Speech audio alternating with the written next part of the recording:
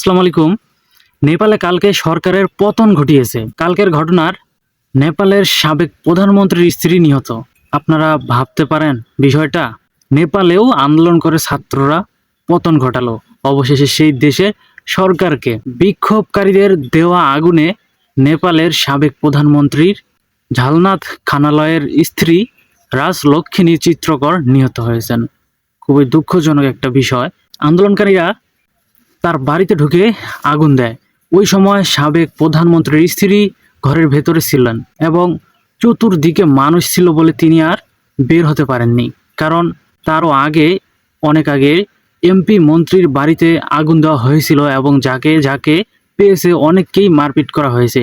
এই কারণেই তিনি প্রথমে বের হতে চাননি, কিন্তু আন্দোলনকারীরা যখন তার ঘরের ভিতরে আগুন দেয় তখন সে আটকা পড়ে যায় এবং ঘরের তাপমাত্রা বৃদ্ধি পেতে থাকে এবং একটা সময় গুরুতরভাবে অনেক বেশি আহত হয়ে পড়ে।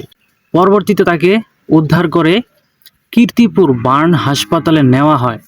ওই সময় তার অবস্থা বেশ গুরুতর ছিল। হাসপাতালে পৌঁছানোর কিছুক্ষণ পরেই ডক্টর তাকে মৃত ঘোষণা করে। আসলে আপনারা বিষয়টা বুঝতে পারতেছেন আসলে বিষয়টা কতটা সেন্সিটিভ। আসলে কোনো দেশেই এই ধরনের সরকার পতন কাম্য করা আসলে ঠিক না, কারণ এতে অনেক দেশের অনেক ধরনের ক্ষয়ক্ষতির সম্মুখীন হয়। কারণ এরকম পরিস্থিতি আমরা বাংলাদেশেও পার করে দিয়ে এসেছি।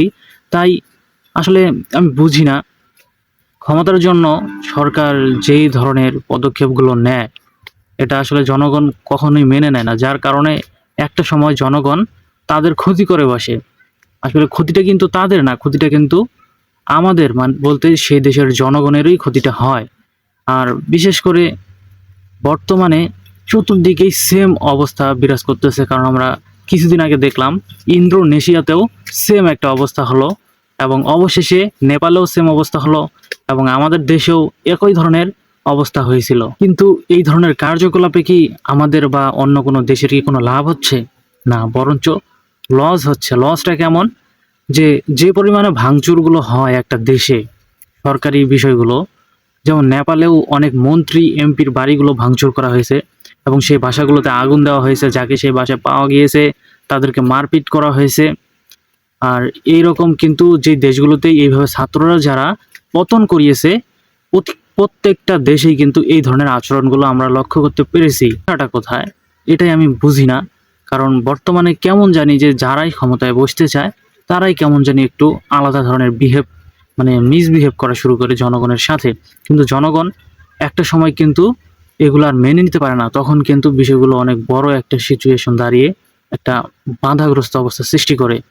আর এর ফলেই কিন্তু দেশের বড় বড় কিন্তু ক্ষতির সম্মুখীনগুলো হতে থাকে। কিন্তু জানি না এই ধরনের লোভ লালসা এই পৃথিবীতে কবে শেষ হবে, আদৌ কি শেষ হবে কিনা। আপনাদের মতামত অবশ্যই কমেন্টে বলে যাবেন।